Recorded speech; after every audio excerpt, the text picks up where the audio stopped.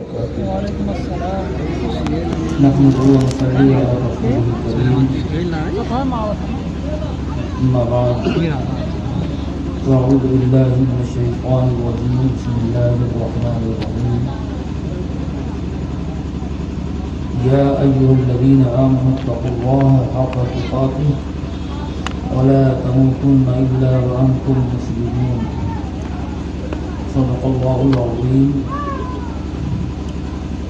وصدق رسوله النبي الكريم ونحن على ذلك لمن الشاهدين والحمد لله رب العالمين. درود پاک پڑھیں. اللهم صل على سيدنا مولانا محمد معظم الجود والكرم وآله وبارك وسلم صلاة وسلاما عليك يا رسول الله صلى الله تبارك وتعالى عليه وسلم. حضرات گرامی،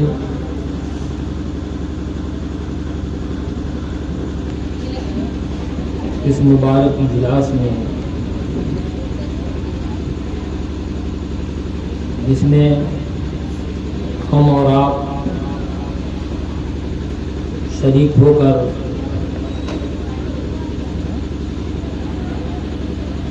اپنی بیداری کا ثبوت دے رہے ہیں، اس میں خصوصی خطاب جو ہونا ہے وہ حضرت تاج الفقہاء مناظر اہل سنت حضرت علامہ مفتی اختر حسین صاحب قبلہ قادری علیمی دامت العلوم کا ہونا ہے. اس وقت حضرت کا جلوہ پورے ہندوستان میں بکھرا ہوا ہے، تعریفیں نہیں مل پا رہی. آپ حضرات اس اعتبار سے خوش نصیب ہیں کہ حضرت جو ہے امردوبھا کی تاریخ کہیں سے گنجائش نکلتی ہے تو کینسل کر کے یہاں کی تاریخ لے لیتے ہیں. یہ حضرت کی کرم فرمائی ہے. جب تک حضرت نہیں آ رہے ہیں ہمیں حکم ملا ہے کہ آپ بیٹھے رہیں اور لوگوں سے گفتگو کرتے رہیں. جب تک ہم گفتگو کر پائیں تو آپ حضرات جب تک ہمیں برداشت کر پائیں. تو کیونکہ بہرحال میں نے جس آیت کریمہ کی تلاوت کا شرف حاصل کیا، اللہ تبارک و تعالیٰ کا ارشاد ہے یا ایھا الذین آمنوا اتقوا اللہ حق تقاتہ ولا تموتن الا وانتم مسلمون. اے ایمان والو، اللہ سے ڈرو جیسا کہ اس سے ڈرنے کا حق ہے. ولا تموتن الا وانتم مسلمون، اور مت مرنا مگر مسلمان ہو کر. اس آیت کریمہ میں پہلا جز یہ ہے کہ اس میں ایمان والوں کو اللہ تبارک و تعالیٰ نے خطاب فرمایا کہ وہ تقوی اختیار کریں. تقوی اختیار کرنے کا جیسا حق ہے وہ تو بہت اونچی شان ہے. یہ صفت ایسی عظیم ہے کہ انبیاء کرام اس سے متفق ہوتے ہیں. لیکن حسب استطاعت بندہ تقوی اختیار کرے، اللہ کا خوف اپنے اندر رکھے، تو یہ حکم ہے اسے کہ اللہ سے ڈرو جیسا کہ ڈرنے کا حق ہے. یہاں پر ڈرنے کا مطلب کہ اللہ کے حکم کی بجا آوری کرو، اس نے جو حکم دیا اس پر عمل کرو، جن باتوں سے منع کیا اس سے باز رہو. ڈرنے کا یہ مطلب نہیں کہ جیسے آدمی کہتا ہے کہ گناہ سے ڈرو یعنی گناہ سے دور بھاگو. یہاں پر یہ مطلب بھاگنے کا مطلب نہیں ہے. اللہ تبارک و تعالیٰ کا سچا خوف کا مفہوم یہی ہے کہ اس کے حکم پہ عمل کرے اور جن باتوں سے اس نے منع فرمایا اس سے باز رہے. اور یہ حکم ایمان والوں کے لیے ہے، یعنی تقویٰ ایک ایسی صفت ہے کہ اس سے ایمان والا ہی متصف ہو سکتا ہے، اس کے علاوہ کوئی اور اگر اس کا دعویٰ کرے تو حقیقت میں وہ دعویٰ ہے صرف، اور حقیقت سے اس کا کوئی تعلق نہیں ہے۔ آیت کریمہ کا دوسرا جز ہے وَلَا تَمُوتُنَّ إِلَّا وَأَنْتُمْ مُسْلِمُونَ، ہرگز مت مرنا مگر مسلمان ہو کر۔ حضرات، یہ موت اپنے بس میں نہیں ہے، ہرگز مت مرنا اپنے بس میں تو ہے نہیں کہ ہرگز تم مت مرنا۔ اگر اپنے بس میں انسان کے ہو جائے موت، تو جب اپنے بس میں نہیں ہے، کچھ معلوم نہیں ہے کہ کب آ جائے موت، اس پہ حال یہ ہے کہ ایک بالشت زمین کے لیے نہ جانے کتنا حق مار دیتا ہے آدمی، کتنا گھپلا، کتنا گھوٹالا کر لیتا ہے، اور جان جائے اور اس کے اختیار میں ہو جائے کہ اپنے بس میں موت ہو جائے، تو ہر آدمی چاہے گا کہ پورے محلے پہ قبضہ ہمارا ہو جائے، سب کو نکال کے ہم باہر کر دیں۔ بہرحال اپنے بس میں نہیں ہے، لیکن مفہوم یہ ہے کہ ایمان پر قائم رہو، کوشش کرو کہ ایمان آخری وقت سلامت رہے، کچھ رہے پر نہ رہے، آخری وقت سلامت میرا ایمان رہے، یہ کوشش ہونی چاہیے کہ یہی سب سے بڑی دولت ہے۔ اگر یہ دولت ہاتھ سے چلی گئی تو لاکھ آدمی دنیا کما لیا، آخرت کی بربادی ہے، اور جیسے ہی اس کی آنکھ بند ہوگی جہنم کا عذاب اس کے لیے ہمیشہ کے لیے ہو جائے گا۔ سب سے بڑی نعمت ایمان کی دولت ہے، اللہ نے ایمان دیا ہے، تو آیت کریمہ میں یہ حکم دیا گیا کہ کوشش کرو کہ آخری وقت ایمان سلامت رہے۔ ایمان سلامت رہنے کے لیے جتنے طریقے ہیں انہیں اپناؤ، جو دعائیں ہیں انہیں اپناؤ، جو بزرگوں نے طریقے بتائے، جو اعمال بتائے، ان اعمال کو اپناؤ تاکہ تمہارا ایمان سلامت رہے، کیونکہ سب سے بڑی دولت ہے۔ اور یہ دولت اتنی عظیم ہونے کے بعد، لیکن یہ دولت اگر آدمی سے چھن جائے تو آدمی جان بھی نہیں پاتا ہے۔ جیسے دنیا کی دولت الگ الگ قسمیں ہیں، گھر ایک دولت ہے، اگر گھر گرے، کسی کا گھر گرے بلڈوزر وغیرہ کے ذریعے تو کتنی آواز آتی ہے، پورا محلہ نہیں پورا علاقہ دور دور تک کی فلاں کا گھر جو ہے فلاں مشین سے گرایا جا رہا ہے، ہاہاکار مچ جاتا ہے، سب جان جاتے ہیں کہ دنیا کی دولت جا رہی ہے۔ بات سمجھ میں آ رہی نہیں آ رہی ہے؟ بھائی ہم تقریر کرنا بہت دنوں سے چھوڑ دیے، سب جانتے ہیں، ہے کہ نہیں؟ اب دھیرے دھیرے بول رہے ہیں، اب ایسے آپ لوگ پروگرام ایسے مطلب شروع کر دیں گے تو دھیرے دھیرے پریکٹس ہو جائے گی، جلدی سے بولنے لگیں گے۔ ابھی جیسے بول رہے ہیں برداشت تو آپ لوگ کریے، حضرت آ جائیں گے، پھر آپ حضرت کا جلوہ اپنا حضرت سے مستفید ہوئیے گا۔ تو ایمان اتنی بڑی دولت ہے، لیکن اتنی دھیرے سے جاتا ہے کہ آدمی جان نہیں پائے گا۔ ٹرین ہے، 2 کلومیٹر پہلے ہی سے چھک چھک چھک چھک چھک چھک چھک چھک پوری آواز اس کی آتی ہے، ٹرین گزر جاتی ہے، آدمی جان جاتا ہے۔ زمین وہاں دہلتی رہتی، ہلتی رہتی ہے جہاں ٹرین گزرتی ہے۔ ایمان کا عالم یہ ہے کہ یہ ٹرین وغیرہ نہیں، دنیا کی کوئی دولت اس کے برابر نہیں ہے، لیکن کیسے گزر جائے گا اگر کسی کے دل سے ایمان نکلے۔ قرآن فرماتا ہے ان تحبط اعمالکم وانتم لا تشعرون، ایسے ایمان نکل جائے گا کہ تمہیں شعور ہی نہیں ہوگا، تم اپنے آپ کو اللہ کا ولی سمجھتے رہ جاؤ گے، اپنے آپ کو حاجی صاحب نمازی صاحب سمجھتے رہ جاؤ گے، اپنے آپ کو نیک سمجھتے رہو گے، پتہ چلا کہ ایمان تمہارا چلا گیا۔ آدمی کا ایک آدمی کی سائیکل بھی جاتی ہے تو آدمی کو پتہ چل جاتا ہے، 10 روپے کا نوٹ بھی جاتا ہے پتہ چل جاتا ہے۔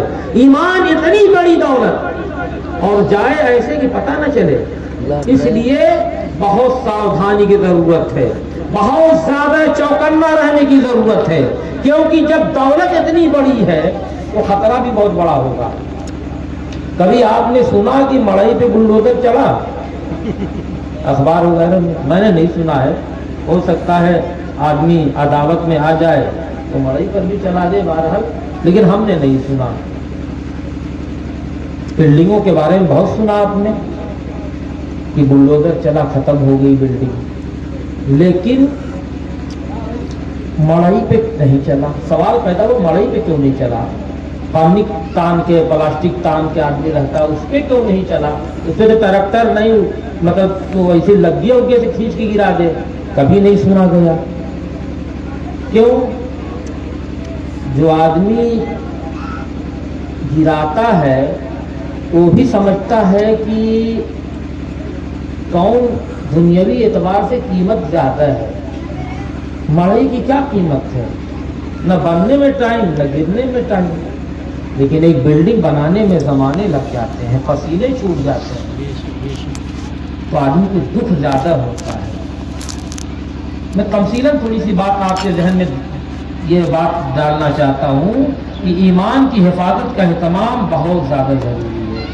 इसकी मिसाल आप दुनियावी एतबार से आप समझने की कोशिश करें कि एक आदमी सब्जी की दुकान रखता है और शाम में सब्जी की दुकान पे छोटा मोटा ताला लगा के चला आता है और सुबह तक एकदम इत्मीनान की नींद सोता है।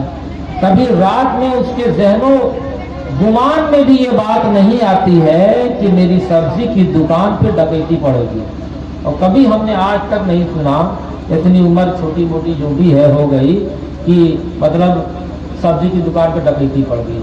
आप लोगों ने कोई सुना हो तो हाथ उठा के बता सकता है? नहीं ना?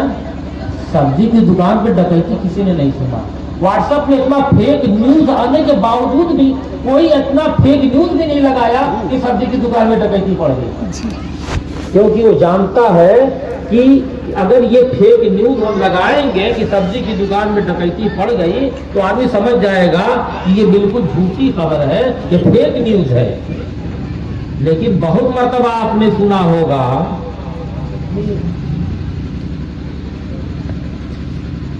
सोने की दुकान, जेवर की दुकान पे डकैती पड़ गई और सोनार छोटा मोटा 10 रुपए का ताला नहीं लगाता है, वो कई हजार का ताला होता है। वो पीला ताला है, दूसरी चाबी उसमें लगेगी नहीं, खुलना तो दूर की बात है।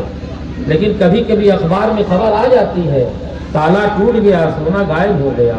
और सोनार एक सोने और जेवरात और हीरे जवाहरात की दुकान जब वो ताला बंद करके आता है, एक ताला नहीं लगाता है, 10-10 ताले लगाने के बावजूद रात में उसकी आंख खुलती है, पता नहीं दुकान सलामत है कि नहीं, कहीं ऐसा ना हो कि कैमरा बंद हो गया हो, कहीं डाकू आ गए हो और ऐसा ना हो ताला टूट गया हो। बारहा आपने सुना होगा कि सोनार की दुकान पर, जेवर की दुकान पर डकैती हो गई, ताला टूट गया, जेवर गायब हो गया। डाकुओं से सवाल कीजिए कि सब्जी की दुकान पर डकैती क्यों नहीं करता? क्यों तू जेवर की दुकान पे डकैती करता है? कहेगा पागल हो गए हो, गरीब आदमी सब्जी की दुकान में 100 रुपए की सब्जी रख के गया है, मुझे क्या मिलेगा? जेवर की दुकान में तो मैं माला माल हो जाऊंगा, जेवर की दुकान पे जब करूंगा डकैती तो मुझे अच्छा खासा माल मिल जाएगा। बात समझ में आ रही है? दूसरी मिसाल आप देख लीजिए, 10 रुपये के नोट जेब में रख के आप भीड़ में गुजरिए तो कोई फिक्र नहीं रहती है कि रहती है। अब कभी नहीं सुना होगा कि 10 रुपये की नोट आपकी जेब में है और जेब कतरों की एक पूरी गेंद आपके पीछे लग गई हो, सुना कभी आपने? लेकिन अगर 500-500 या 2-2 हजार वाली तो बंद हो गई ना, 500-500 वाली नोट की अगर गड्डी हो, डबल टिबल गड्डी जेब में हो, तो आप भीड़ में जाएंगे तो इसे पकड़ लेंगे। और अगर गेंद को पता चल गया जेब काटने वालों को कि 3 गड्डी है 500-500 की इसके जेब में, तो आपके पीछे पूरी गेंद लग जाएगी। सवाल पैदा हुआ, 10 रुपया आदमी जेब में रखता है, कोई गेंद नहीं लगती। 10 रुपया आदमी रखता है, कोई हिफाजत का एहतमाम नहीं रखता। 500 की नोट की गड्डी जेब में रखता है, तो इतना हिफाजत का एहतमाम क्यों करता है? इंसानी फितरत ने जवाब दिया, जब माल बढ़ता है खतरा बढ़ता है, जब खतरा رکھتا ہے، انسان ساودھانی برتتا ہے، انسان حفاظت کا اہتمام کرتا ہے۔ بلا تمثیل سب سے بڑی دولت ایمان کی دولت ہے، اس لیے بندہ مومن سب سے عقل مند وہی ہے جو سب سے زیادہ اہتمام ایمان کی حفاظت کا کرے۔ بات سمجھ میں آ رہی ہے؟ اس لیے آج کے دور میں آپ غور کریں گے، سب سے زیادہ ڈکیتی جو ہو رہی ہے ایمان پہ ہو رہی ہے۔ کس انداز میں ہو رہی ہے؟ کیا ہے؟ نیا جال لائے پرانے شکاری، الگ الگ جال میں۔ کسی جال کو آپ جو ہے دال سمجھ جائیں گے، اتنا بہترین جال رہے گا، اس میں پھنس جائیں گے، ہے نا؟ نیا جال لائے پرانے شکاری، وہ بدل بدل کے آپ کے ایمان کو چھیننے کی کوشش کرے گا۔ کیوں؟ اس لیے کہ وہ کیا آیا ہے ابلیس، لا تنکن ذریتہ الا قلیلا، میں آدم کی ذریت کو پیس ڈالوں گا مگر بہت تھوڑے لوگ جو بچ پائیں گے۔ اس کو چھوٹ ملی ہے، مگر وہیں پہ یہ بھی کہا گیا ہے کہ جو نیک بندے رہیں گے ان پر قابو نہیں چلے گا، تو نیک بندوں کے ساتھ وابستہ ہو جاؤ۔ کسی کو قرآن میں فرمایا یا ایھا الذین آمنوا اتقوا اللہ وکونوا مع الصادقین، اے ایمان والو اللہ سے ڈرو اور سچوں کے ساتھ ہو جاؤ۔ سچے کون ہیں؟ یہ علماء اہل سنت سچے ہیں، انہی کے ساتھ ہو جاؤ۔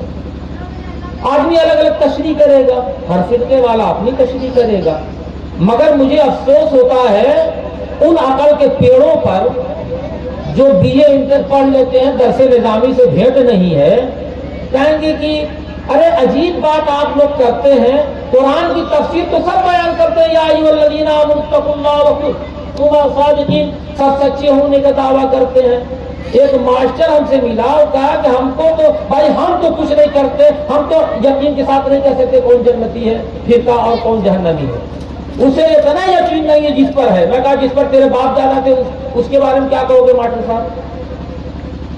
چپ فموہت الذی، ہاں تو بہرحال ایسے لوگوں کے ایمان کا کوئی بھروسہ نہیں ہے، اور میں سمجھتا ہوں کہ جن کو یہی یقین نہیں ہے کہ ہم جس مذہب پر ہے یہی آتا ہے، تو ایسے لوگ کو تو شیطان جو ہے وہ چند لمحوں میں ادھر سے ادھر کر دے گا۔ بہرحال ایمان کی حفاظت بہت ضروری ہے۔ کبھی فلمی گانوں کی شکل میں شیطان آپ کے ایمان کو لوٹے گا، کبھی بد مذہبوں کی شکل میں آپ کے ایمان کو لوٹے گا، کبھی الگ الگ، اور صرف آپ ہی کے پاس دولت ہے۔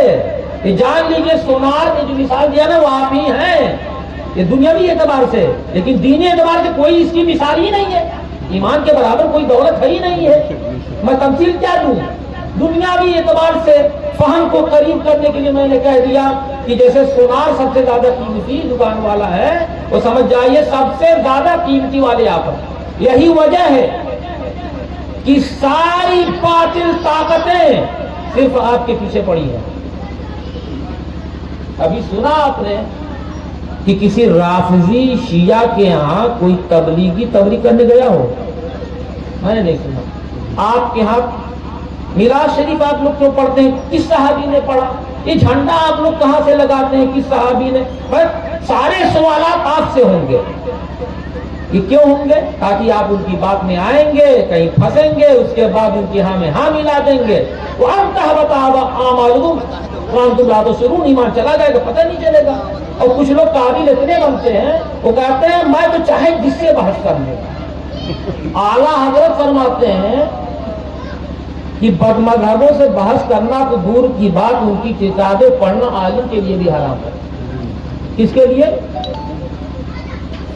عالم کے لیے بھی۔ ہاں صرف اس عالم کے لیے جائز ہے جو رد کرنے بیٹھا ہو، بالفعل بالقوا، یہ منطق میں پڑھایا جاتا ہے، یعنی فوراً بیٹھا ہو، کبھی لکھنا ہے جواب، اس کے لیے جائز۔ اور کچھ لوگ اتنے قابل بنتے ہیں، کہتے ہیں میں تو سب سے بحث کر لیتا ہوں ہوٹل میں بیٹھ کے، ایسا سوال کر لیتے کہ مطلب یہ عقل مندی نہیں ہے۔ حضرت سفیان ثوری رضی اللہ تعالیٰ عنہ تابعین گزرے ہیں، ان کے پاس ایک بد مذہب آیا، اس دور میں معتزلہ وغیرہ بد مذہب پیدا ہو گئے تھے، کہا کہ حضرت میں قرآن پڑھنا چاہتا ہوں، ذرا سن لیجئے. کہنے نہیں مجھ کو نہیں سننا ہے. آج کچھ لوگ کہتے ہیں ارے قرآن بہت اچھا ہے، حرم والا پڑھا تھا. وہ کہ سننے میں کون دقت ہے؟ تو جانتے ہو سنتے سنتے عقیدت بڑھ جاتی ہے. تو حضرت نے فرمایا میں نہیں سنوں گا. اس نے کہا کہ تھوڑا تفسیر دوسرے نے کہا میں حدیث پڑھتا ہوں تھوڑا سن لیجیے. کہا نہیں سنوں گا. وہ سب بیٹھ گئے. آپ نے کہا یا تو تم جاؤ یا تو میں جاؤں. بہرحال وہ دونوں اٹھ کے چلے گئے. آپ کے مریدوں نے کہا، شاگردوں نے کہ حضور سن لیتے، آپ اتنے بڑے عالم ہیں، ارے آپ کا کیا نکل جاتا، غلط پڑھ کے آپ ٹوک دیتے. آپ نے فرمایا تم لوگ نہیں جانتے، مجھے بہت ڈر ہے اپنے ایمان کا. ایمان کی حفاظت کے لیے میں بہت زیادہ چوکنا رہتا ہوں. کہیں ایسا نہ ہو کہ وہ آیت غلط پڑھ کر یا آیت صحیح پڑھ کر اس کی غلط تفسیر بیان کر دیتا، وہ حدیث پڑھ کر غلط تشریح کر دیتا. کہیں ایسا نہ ہو میری رگوں میں بھی شیطان گردش کرتا ہے، کہیں اس کی بات میرے ذہن میں آئی میں برباد ہو جاتا. اتنا بڑا امام اتنا ڈرا ہے، اور ہوٹل میں بیٹھنے والا کہے کہ میں تو بڑے بڑے سے بحث کر لیتا ہوں. یاد رکھو اگر یہ ذہن میں بات آئی تو یہ بھی شیطانی وسوسہ ہے، خطرے کی گھنٹی ہے. ایسے ہے جیسے مچھلی سمجھے کہ یہ تو چارہ ہے جو ہل رہا ہے، ہماری خوراک ہے، یہ نہیں جان رہا کہ اندر سے کٹیا لگی ہوئی ہے نا. تو بہرحال یہ ہمارے لیے نصیحت ہے، یہ ہمارے ان فقہا کے ان محدثین کے حالات یہ نصیحت ہیں کہ آپ لوگ اپنے اس پر قابلیت پہ بہت زیادہ بھروسہ مت کرو. جو حدیث ہے کہ اپنے ایمان کی حفاظت کے لیے بدمذہبوں سے دور رہو، تو آپ اس پر عمل کرو، اس تک کامیاب رہو گے. اب یہ کہو کہ کوئی ہم کو گمراہ نہیں کر پائے گا، یہ آپ اپنی طرف سے اپنی کھوپڑی مت لگاؤ، حدیث کی روشنی میں چلو. میرے یہاں آ کے حدیث سنو، حدیث کا مفہوم ہے. آواز پھنس رہی ہے اس لیے تھوڑا سا سوالی عادت ہے نہیں تو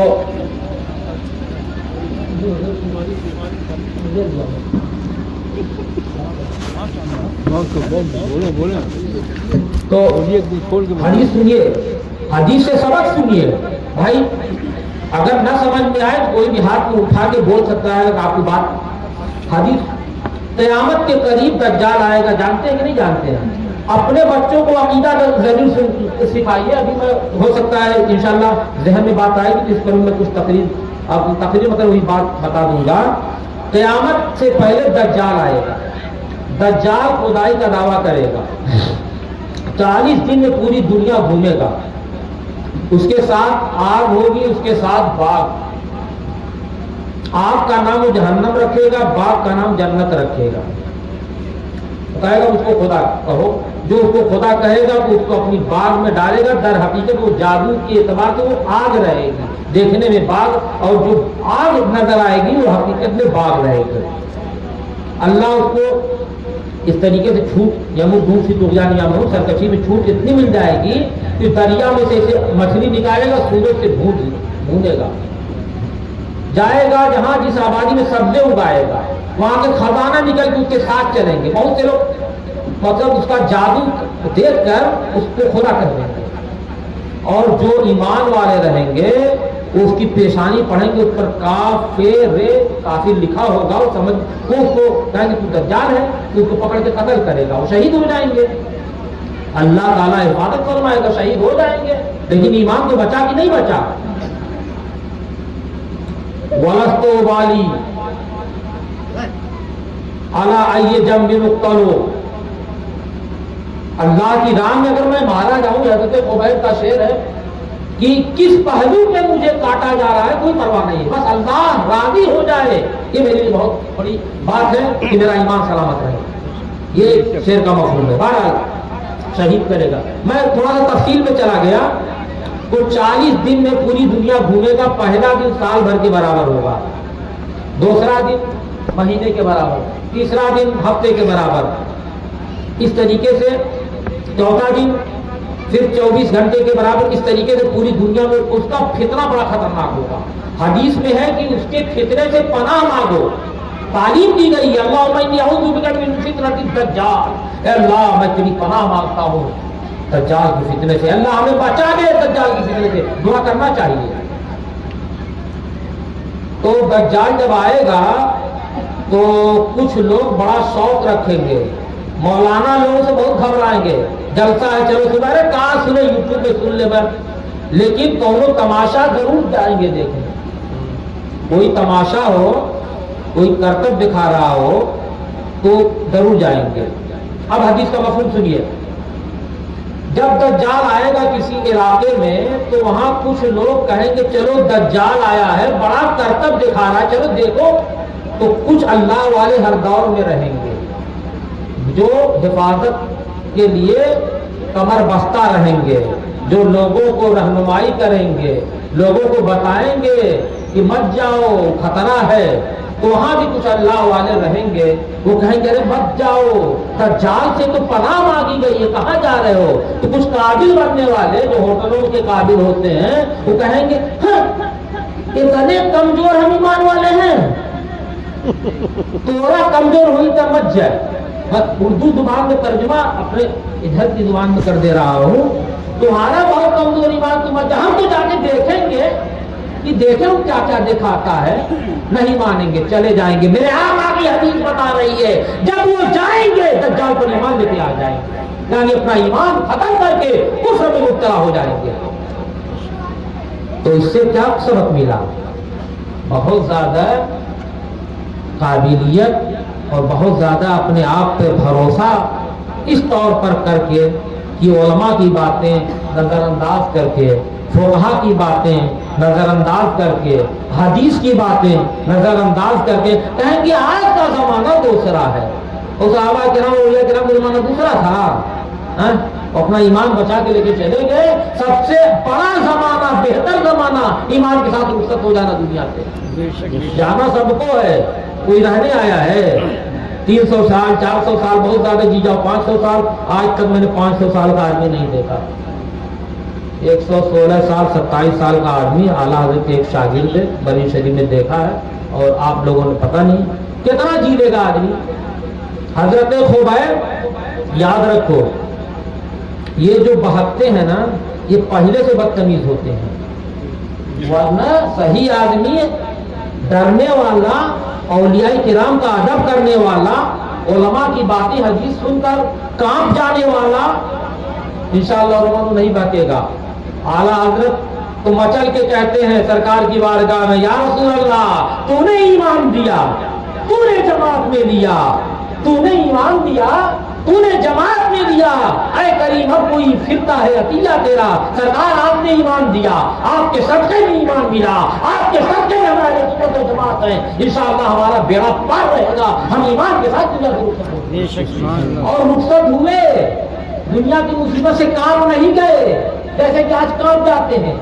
آج بہت مل کے رہنے کی ضرورت ہے، ایمان بیچ جاتے ہیں، مل کے جو مطلب جو یہ فارمولا ہے نا یہ بڑا خطرناک ہے۔ صحابہ کرام سب سے زیادہ ایمان پھیلا، فاروق اعظم جیسا جذبہ تھا تب پھیلا۔ ایک آدمی آیا فاروق اعظم کی بارگاہ میں، ایک اور آیا، ایک یہودی تھا اور ایک وہی تھا جو ہر بات میں مطلب نکتہ چینی جیسے آج کرتے ہیں نا، یہ جھنڈا کیوں اور یہ کیوں، وہ تو اسی طرح کا ایک تھا۔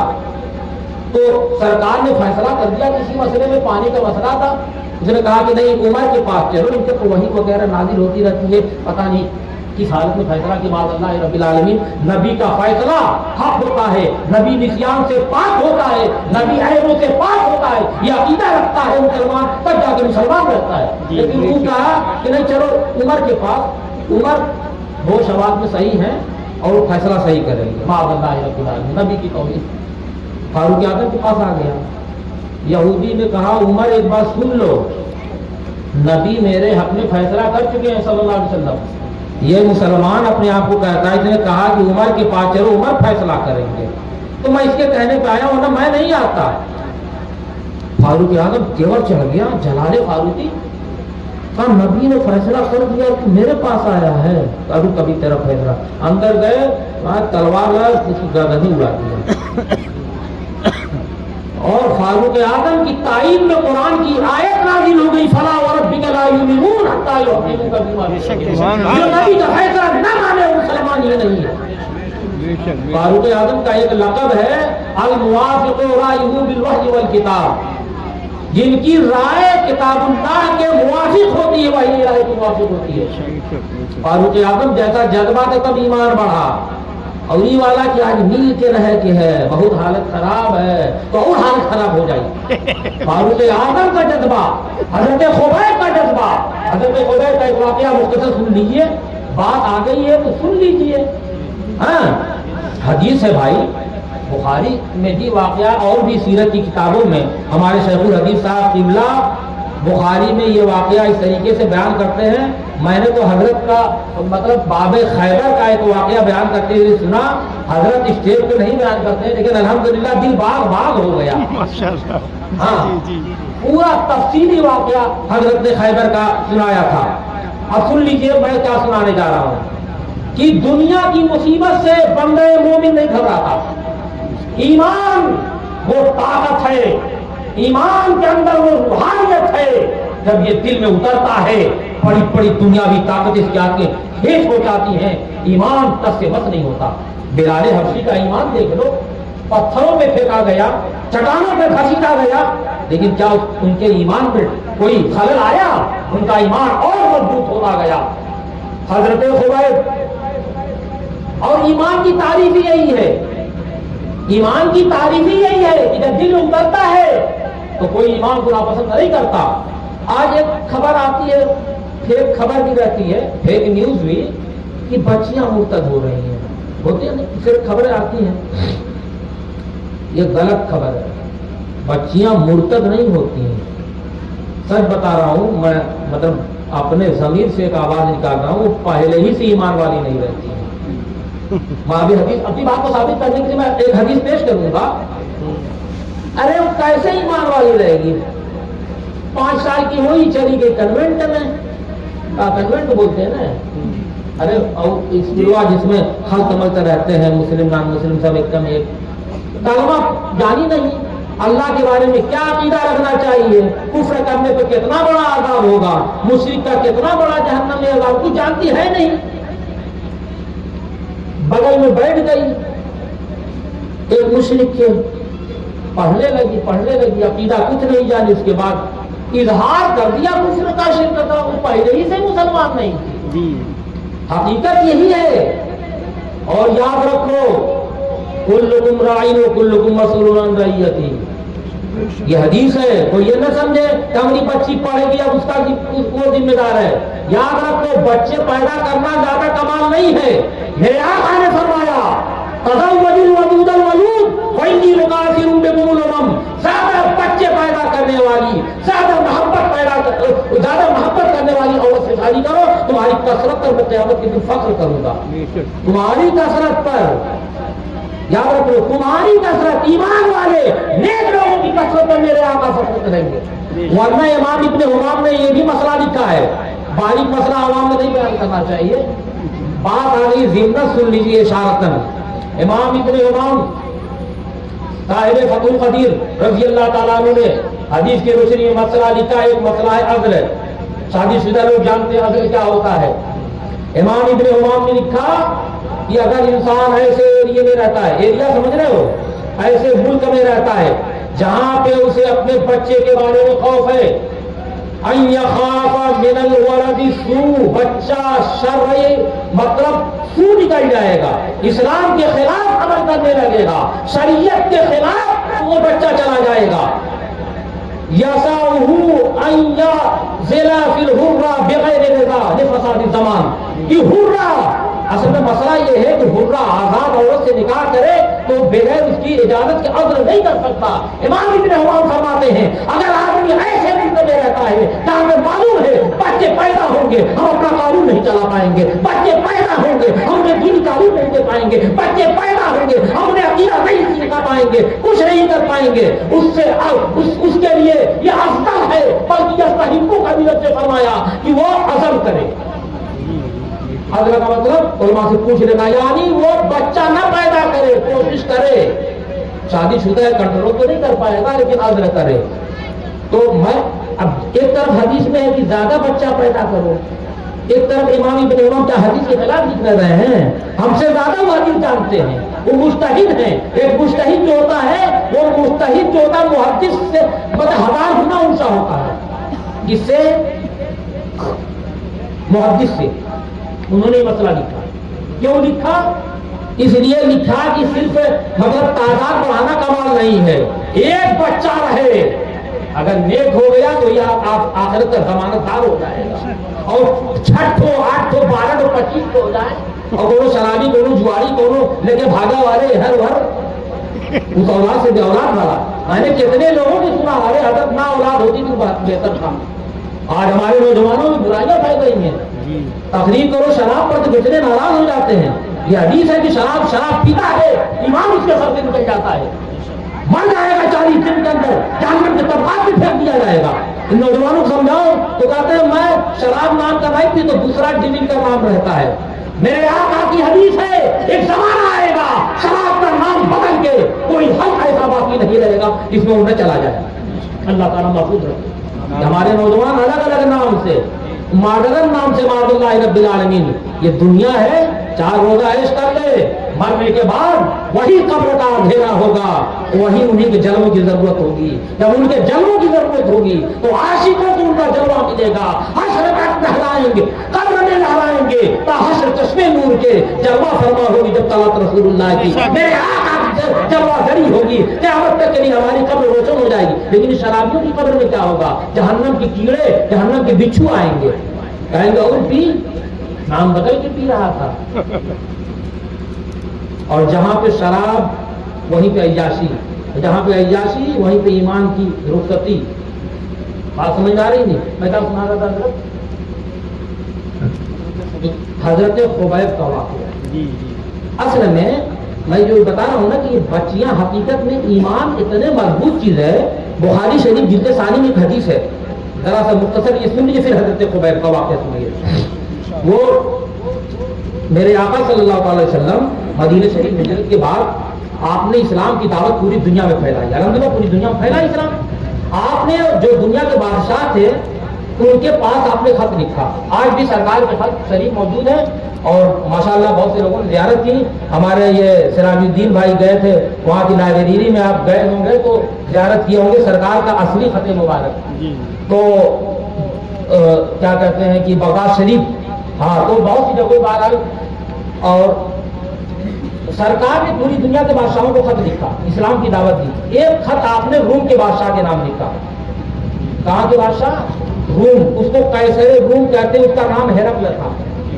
وہ اس وقت ایلیا میں آیا تھا کہیں سے جنگ وغیرہ کر کے فتح کر کے. تو جب سرکار کا خط پہنچا تو سرکار نے اپنا خط بھیجا تھا حضرت دہیائی کلبی رضی اللہ تعالیٰ عنہ صحابی رسول کے ہاتھ میں. آپ لے کے پہنچے، خط پہنچا اس کے پاس تو پڑھا، سرکار کا خط پڑھا تو اس نے اپنے مشورہ کاروں سے، اپنے وزیروں سے کہا کہ عرب کا کوئی آدمی ہو تو ذرا ان کو میرے پاس لاؤ. تو تلاشنے لگے عرب کا کوئی آدمی ملے. تو حضرت ابو سفیان جو اس وقت ایمان ابھی نہیں لائے تھے، وہ تجارت کرنے، سامان بیچنے، ہے نا، کپڑا وغیرہ کچھ بیچنے آپ گئے تھے وہاں پہ پورے ساتھیوں کے ساتھ. یعنی پورا قافلہ تھا، پورا قافلہ پکڑا گیا. پورے قافلے کو ان کے مطلب ان کے ہرقل کے فوجیوں نے پکڑ لیا. ہرقل کے پاس لے کے حاضر ہو گئے. ہرقل نے لائن پہ کھڑا کروا دیا اور ترجمان رکھا. بھئی عربی بولتے تھے، اس کی زبان کچھ اور تھی. ترجمان کا کام ہوتا ہے اس زبان کا ٹرانسلیٹ اس زبان میں کر لے، ترجمہ کر دے. تو حضرت ابو سفیان جو ابھی ایمان نہیں لائے تھے ان سے مختلف سوال کیا کہ وہ کبھی جھوٹ بولتے ہیں کہ نہیں بولتے ہیں. ابو سفیان نے کہا نہیں بولتے ہیں. ہمارے آقا کی سچائی کی گواہی دور کے کافر بھی دیتے تھے، صادق الامین کہتے تھے. بہت سے سوالات ہوئے. میں جو بتانا چاہتا ہوں ایمان کے بارے میں، جو کہتے ہیں نا کہ مرتد ہو رہی ہیں، مرتد نہیں، پہلے ہی سے یہ جہنم رسید رہتی ہیں. ماں باپ بھی ان کے جہنم میں جائیں گے جو لوگ، ہے نا. تو وہ حدیث میں انہوں نے سوال جو بخاری شریف میں جو حدیث ہے، ہرقل نے پوچھا ابو سفیان سے، وہ الفاظ یاد نہیں آ رہے ہیں، وہ مطلب نہیں، الفاظ تھوڑا وہ یہ ہے، فَهَلْ يَرْتَدُّ أَحَدٌ سَخْطَةً لِدِينِهِ بَعْدَ أَنْ يَدْخُلَ فِيهِ. کیا اسلام میں کوئی داخل ہونے کے بعد، مسلمان ہونے کے بعد، کیا اسلام کو ناپسند کر کے پھر جس مذہب پہ پہلے رہتا ہو جاتا ہے، مرتد ہو جاتا ہے؟ اور فرمایا حضرت ابو سفیان جو ابھی کافر تھے انہوں نے کہا نہیں، ایسا نہیں ہوتا ہے. جو اسلام میں آ جاتا ہے وہ کبھی ناپسند کر کے مرتد نہیں ہوتا. تو ہیراکل نے اپنی آسمانی کتابیں اس کے پاس جو اس کے مطلب اس میں دیکھ کر اس نے کہا سألتک، میں نے تجھ سے سوال کیا، ہر یرتد احد سخطا لدین ہی بعد ان يدخل فیہ، کہ کیا کوئی اسلام میں داخل ہونے کے بعد اسلام کو ناپسند کر کے اسلام سے واپس پھر جاتا ہے دوسرے مذہب میں؟ قلت لا، تو نے کہا نہیں۔ فکذلک الایمان، یہ آگے عبارت تو بخاری شریف میں، فکذلک الایمان، ایمان ایسا ہی ہوتا ہے، حتی یخلط بشاشتہ القلوب فلا یسقطہ احد، جب ایمان کی حلاوت دل میں اتر جاتی ہے کوئی شخص کبھی بھی ایمان کو ناپسند نہیں کرتا۔ اس حدیث سے پتا چلا کہ ایمان داخلہ نہیں تھا جن کے بارے میں آپ خبر سنتے ہیں، وہ پہلے سے۔ ہاں، اور یاد رکھو یہ بہت فخر کی بات نہیں ہے، فخر کی بات یہ ہے کہ آپ کی بیٹی عالمہ بن جائے۔ معاذ اللہ رب العالمین، میں نے کچھ جاہلوں کے کہتے ہوئے سنا عالمہ نہ بناؤ، گھر میں آمد بڑا پھور کر رہتی ہے، معاذ اللہ، علم دین کی توہین کر رہا ہے۔ ان کو انٹرا بناؤ، انٹرا کیا بولتے ہیں، انٹر پڑھا والے کی انٹرا ہے نا، اور اس ہائی اسکول پڑھا والے کا ہائی اسکول نہ بناؤ ان کو۔ ہاں، وہ آئیں گے تو گھر میں جنت بنا دیں گے۔ یاد رکھو میرے آقا نے فرمایا، حدیث سن لو، ثلاثۃ، پھر آواز پھنس رہی ہے تو کھا لیں حدیث۔ ہاں پانی اچھا نہیں، پانی رہنے دیجیے، اگر بند کر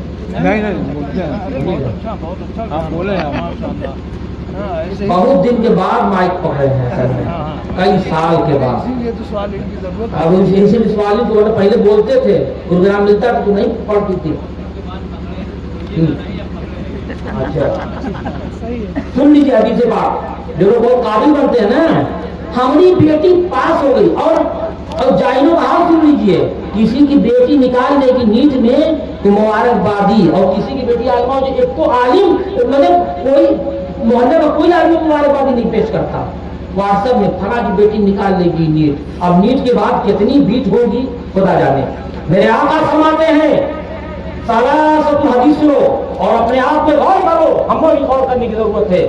لا ينظر اللہ الیہم یوم القیامہ، تین آدمی ایسے ہیں اللہ تبارک و تعالیٰ قیامت کے دن تر نظر نامت نہیں فرمائے گا، اور بغیر رحمت کے کوئی بخشا نہیں جائے گا، بغیر اس کی رحمت کے کوئی بخشا نہیں جائے گا۔ وہ تپتا ہوا میدان ہوگا، وہ تانبے کی زمین ہوگی، سمجھ لینے پہ یہ سورج ہوگا، اس دن رحمت کی نظر نہیں فرمائے گا تین آدمی۔ کون کون؟ العاق لوالدیہ، والدین کا نافرمان، بلا وجہ شریف والدین کا نافرمان۔ المرأۃ المترجلہ، وہ عورت ترجلو ہے نا، مشاورت اختیار کرنا ماخذ، وہ میں علمی بات نہیں بتا، آپ کے سمجھانے کے اعتبار سے، جو عورت مرد بننا چاہے، اب مرد تو حقیقی بن نہیں پائے گی، بہت کچھ کرنا پڑ جائے گا، تو مطلب یہ ہے کہ مرد سے مشابہت کرے جہاں تک ہو سکے۔ مرد جوتا پہن رہا ہے، وہ جوتا، وہ پینٹ پہنتا ہے جینس، مرد جینس پہنے، اس کا یہ مطلب نہیں مرد کو جینس پہننا جائز ہے۔ یاد رکھو ایسا جنس جس سے آگے پیچھے کی حیت نظر آئے اسے دیکھنا حرام ہے، اور نماز میں آگے پڑ جائے تو کتنے لوگوں کی نماز وہ خود خراب کرے گا، اس کا کیا انجام ہوگا، اس لیے ہمارے نوجوان ذرا اس کا بھی خیال کریں۔ طرز بات نہیں لگنی چاہیے، اسلام کہتے ہیں نا نشتر جو لگاتا ہے دشمن نہیں ہوتا، ڈاکٹر اگر کچھ بتا رہا ہے تو تلخ دوا کھلا رہا ہے تو آپ کے فائدے کے لیے کھلا رہا ہے۔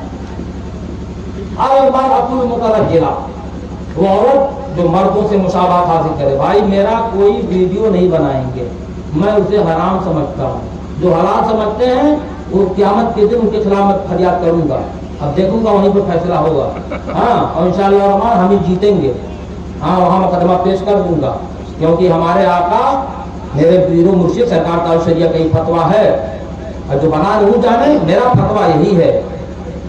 افسوس یہ ہے کہ قافلہ لٹ گیا، احساس زیاں جاتا رہا، لٹنے کا احساس بھی ختم ہو گیا۔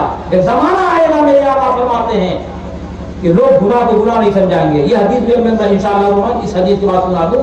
نمبر کیا ایک، ہاں، المرأۃ المترجلہ، مردوں سے مشابہت کرنے والی عورت، قیامت کے دن اللہ اس کی طرف نظر رحمت نہیں فرمائے گا. تو یہ جو قاری پڑھتی کس سے مشابہت کرتی ہیں؟ معلوم نہیں کس سے کرتی ہیں. اور رابعہ بصریہ سے مشابہت کرتی ہیں. فاطمہ الزہرا کی صفت اپناتی ہیں. کیا بنتی ہیں وہ؟ اور یاد رکھو نمبر 3 میرے آقا فرماتے ہیں والدیوس، اور دیوس کی طرف نظر رحمت اللہ تعالیٰ قیامت کے دن. دیوس کیا چیز ہے؟ دیوس انسان کی ایک صفت سے جب متصف انسان ہو جاتا ہے تو اسے شرع میں دیوس کہتے ہیں. امام نسائی نے یہ حدیث نقل فرمائی، حاشیے میں فرمایا الذی یرا فی اہلہ ما یسوءہ ولا یبال علیہ. اور اس طریقے سے ہمارے فقہاء نے تشریح فرمائی جو اپنے اہل و عیال میں، مثلا اپنی بیٹی میں، اپنی بہن میں، اپنی بیوی میں وہ چیز دیکھے جو بے پردگی کی ہو اور اسے غیرت نہ آئے، وہ دیوس ہے. دیوس جنت کی خوشبو نہیں پائے گا. جنت کی خوشبو 500 سال دور سے آئے گی. کتنے 100 سال دور سے؟ 500 سال دور کی جو مسافت ہے وہاں کی جنت کی خوشبو آنا شروع ہو جائے گی. تو دیوس کتنی دور رہے گا بندہ لگا نہیں. جو غیرت نہ رکھے اپنی بیٹی کے بے پردگی پر. ہمارے فقہاء نے یہاں تک لکھا، ہم لوگ فقہ کا مسئلہ بیان کریں لوگ کہیں گے نوا مسئلہ، معاذ اللہ بالعالمین، 1400 سال کا مسئلہ اور اس کو کہیں گے نوا مسئلہ. نوا مسئلہ نہیں رہتا ہے، یہ شیطانی کھوپڑی کے اعتبار سے نیا ہو جاتا ہے. میرے آقا نے یہاں پہ فرمایا، فقہاء نے حدیث کی روشنی میں فرمایا کہ دیوس کے ایک قسم وہ انسان جس کی بیوی اس کے رہتے ہوئے کفالت میں وہ خود بازار جائے. ان یخرج الی السوق ان تخرج زوجته او اهله الى السوق. اس طریقے کے مفہوم مطلب یہ کہ اس کی عورت یا اس کی بیٹی یا اس کی بہن جو اس کے ماتحت ہے وہ بازار جائے، یعنی بازار سے سامان لانے کی ذمہ داری اس مرد کی تھی، لیکن اس نے یہ ذمہ داری نہ نبھایا، مجبور ہو کے اس کے گھر والی بازار گئی. بازار جائے گی تو ہر آدمی کنارے ہٹ جائیں گے، ہٹ جاؤ بڑی نیک بوا آوتین، نیتو بوا، یہ تہجد گزار بوا آوتین، ہٹ جاؤ کنارے ہٹ جاؤ. ظاہر سی باتیں کچھ ایسے بھی رہیں گے لفظ کے جو سوچیں گے کم سے کم کندھوا ٹکرا جائے، کچھ اور ٹکرا. اور یاد رکھو حضرت حسن بصری نے فرمایا وہ قوم کبھی کامیاب نہیں ہو سکتی جس کی عادتوں سے غیر مسلموں کے کندھے ٹکرا جائیں. بازار میں غیر مسلم، ارے حسن بصری کی حدیث اس کو سناؤ گے کا؟ اے بھیا تو حسن بصری کی حدیث سن لے، ہماری عورت جائی تو کنارے ہٹ جائے، میں ہم لوگ کامیاب نہیں ہو پائیں گے. کنارے جاؤ گے؟ یہ حدیث تو ہم ہی کو نہیں پتا ہے کتنے لوگوں کو کیسی حدیث ہے حسن بصری کی. یہ سب حالات ہیں، یہ وقت کا رونا ہے اور لوگ سمجھتے ہم کامیاب ہیں. یاد رکھو ترس قرآن کو جو ہم نے نہ بلایا ہوتا، یہ زمانہ نہ زمانے نے دکھایا ہوتا. زمانہ ایسا ہو جائے گا کہ لوگ میں ابھی جو کہا تھا یہ حدیث سناؤں گا کہ لوگ گناہ کو گناہ نہیں سمجھیں گے. حضرت امامہ ابن ثابت رضی اللہ تعالیٰ عنہ کی حدیث مروی ہے، امام بخاری نے حدیث لکھی. میرے آقا نے ارشاد فرمایا کیا حال ہوگا تب تمہارے نوجوان فاسق ہو جائیں گے، تمہاری عورتیں فاجرہ ہو جائیں گی. عرض کرتے ہیں یا رسول اللہ کیا ایسا ہو جائے گا؟ میرے آقا نے فرمایا ہاں اس سے بھی خطرناک حالات ہو جائیں گے. کیا حال ہوگا جب تم لوگ گناہوں کو نیکی سمجھنے لگے ہو گئے اور نیکی کو گناہ سمجھنے لگو گے. عرض کرتے ہیں صحابہ کرام یا رسول اللہ کیا ایسے خطرناک حالات ہو جائیں گے؟ میرا آقا اس سے بھی خطرناک حالات ہو جائیں گے. کیا حال ہوگا جب تم گناہوں کو نیکی سمجھ کر اس کی دعوت دینے لگو گے. گناہوں کو نیکی سمجھ کر اس کی دعوت دینے لگو گے. یہ حالات بھی آ گئے ہیں. کل تک جو گناہ تھا آج اس کی دعوت بھی دی جا رہی ہے. کل تک ہم کہتے تھے ٹی وی دیکھنا حرام ہے، خبردار اس کے قریب مت جانا، آج اس کی دعوت دی جا رہی ہے. الگ الگ پیمانے پر نام بدل بدل کے. بہرحال اس کے بعد کی حدیث ہے کہ اس وقت تک تمہارے اوپر ایسے فتنے نازل ہوں گے کہ کوئی کچا گھر نہیں بچے گا، کوئی پکا گھر نہیں بچے گا. یہ حدیث کا مفہوم میں بتا ہی نہیں حدیث لکھی. آج دیکھ لیجیے حالات، ہر گھر میں بے چینی، ہر گھر میں الجھن، سکون کی تلاش. अला बिज़िक्रिल्लाह तत्मइन्नुल कुलूब का ऐलान हो रहा है, हम सुकून कहीं और तलाश कर रहे हैं। हज़रात, जरूरी है कि हम अपने आप में सुधार पैदा करें, अपने उलमा से राब्ता रखें, अपने मसलक पर मजबूती से कायम रहें। ये नहीं कि हालात के पेश नजर इस तरफ बह जाएं, नहीं, ईमान की हिफाजत बहुत जरूरी है। और जब ईमान महफूज रहेगा, कब्र में रोशनी रहेगी। और याद रखो, दुनिया में मुसीबत बहुत बड़ी आई। हजरत खुबैब रज़ी अल्लाह ताला अन्हु वाला वाक़या रह गया ना जी। हजरत खुबैब, ये काफी समझते हैं ना, एक मुसलमान को खत्म कर दो तो ईमान इस्लाम की खत्म हो जाएगी। काफी क्या समझते हैं? अरे तारीख तो उठा के देखो, हजरत खुबैब को शहीद किया, बड़ा दर्दनाक मंजर था। मदीना से कुछ बाहर आए थे 4 सहाबा किराम मुआहिदे पे, काफिरों ने धोखा देकर गिरफ्तार कर लिया। हजरत आसिम को शहीद कर दिया। हजरत खुबैब को शहीद करने से पहले कैद रखा। एक मुसलमान कितना अपनी शरीयत का पासदार होता है। हजरत खुबैब कैद में थे, तो जिस घर में कैद में थे, आपने घर वाले से कहा, भाई जरा उस्तरा दे दो, हमारे मजहब में हुक्म है कि मुँह जेरे नाक साफ करने का। बहुत से लोग हजरत तशरीफ ला रहे हैं। नारे तकबीर, नारे रिसालत, मसलके आला हजरत, उलमाए अहले सुन्नत। कितना मच गया, क्यों? अरे कैदी है, उसके हाथ में उस्तरा है, उसको अभी हम लोग कत्ल करेंगे, कहीं ऐसा ना हो कि इंतकाम में हमारे बच्चे को कत्ल कर दे। आपने देखा, कहा कि ऐसा तुम लोग मत समझो, हमारा मजहब इसकी इजाजत नहीं देता है इतने छोटे बच्चे पर हम इस तरीके की कोई हरकत करेंगे। बात आई, उसके बाद हजरत खुबैब को उन जालिमों ने पूरे एहतमाम के साथ शहीद किया, पूरा ऐलान किया। हरम से बाहर मकाम तनईम में ले गए। सूली पे आपको लटकाने से पहले हजरत खुबैब ने कहा, अगर तुम लोग मुझे मौका दो तो मैं 2 रकात नमाज पढ़ लूं। कितनी मोहब्बत थी नमाज से सहाबा किराम को।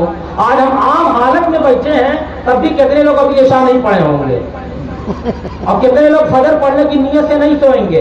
जबकि हमारे फुक़हा मसला ये बताते हैं कि इतनी देर में सोना कि फजर में आंख न खुलने का गुमान हो, जायज नहीं है। और हमारा नौजवान मोबाइल चलाते चलाते कभी तसव्वुर ही में नहीं आता है कि फजर भी जगना भी है, और ऐसा नहीं पड़ा है, ये तसव्वुर ही में नहीं है कि ऐसा नहीं पड़ा तो मर जाएगा तो कैसी मौत आएगी। इसीलिए ईमान की हिफाजत का एहतमाम करो। तो हजरत खुबैब रज़ियल्लाहु ताला अन्हु को जालिम ले गए। आपने नमाज से फारिग होकर कहा कि नमाज से फारिग हो गए, कहा कि अगर तुम लोग ये गुमान न करते कि मैं मौत के डर से लंबी नमाज पढ़ रहा हूं, मैं और अच्छी तरह पढ़ता।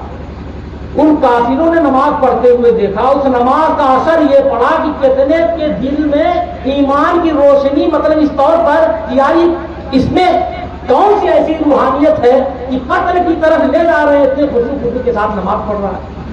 हजरत साद बिन आमिर जो अभी ईमान नहीं लाते, वो भी देखने आए थे कत्ल का मंजर। भाई ऐलान कर दिया जाए कि फला को कत्ल करना, कितने लोग इकट्ठा हो जाएंगे, पूरा मजमा था।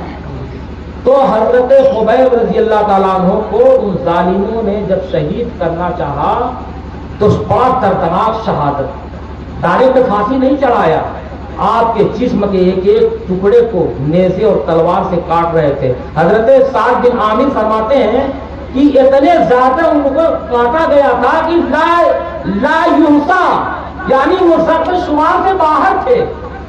हजरत खुबैब को मतलब लड़काने से पहले एक टुकड़ा काटा एक काफिर और कहा, क्या तुम ये चाहते हो कि तुम्हें छोड़ दिया जाए और तुम्हारे नबी जिनका कलमा पढ़ते हो उनको इस जगह ला दिया जाए? उस हालत में जिसमें से टुकड़ा कट रहा है, कितनी तकलीफ होगी, खून बह रहा है, लेकिन हजरत खुबैब, ओए सालिमों कैसी बात करते हो, वल्लाह इन्नी ला उहिब्बु, कसम खुदा की मैं ये पसंद नहीं करता कि मैं अपने अहलो अयाल में रहूं और मेरे आका के पाए मुबारक में कांटा भी चुभे। وہ کون کہتا ہے کہ تلوار سے کٹنے سے ایمان چلا جاتا ہے؟ تلوار سے کٹنے سے اور ایمان مضبوط ہو جاتا ہے، ہاں مخلوط تعلیم سے ایمان چلا جاتا ہے، سمجھ گئے؟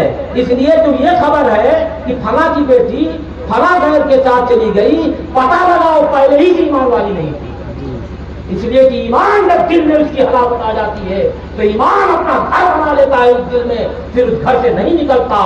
تو نے ایمان دیا، تو نے جماعت میں دیا، یا رسول اللہ تو نے ایمان دیا، تو نے جماعت میں دیا، اے کریم اب کوئی فرقہ ہے عطیہ تیرا، اور جب ایمان کے ساتھ جاؤ گے، جب جنتی لباس تمہیں ملے گا، جب جنتی بستر ملے گا، یہ دنیا کی یہ مصیبتیں بھول جاؤ گے۔ امام غزالی نے یہ حدیث لکھی ہے کہ جب بندے مومن کو جنت کا بستر دے دیا جائے گا، قبر کے سے جنت کی کھڑکی کھول دی جائے گی، فرشتہ پوچھے گا اے بندے مومن، وہ کافروں کی طرف سے تجھے بڑی تکلیف پہنچائی گئی تھی، بڑا قانون تیرے خلاف بنایا گیا تھا، بڑی مصیبت تجھے دی گئی تھی، یاد ہے کہ نہیں؟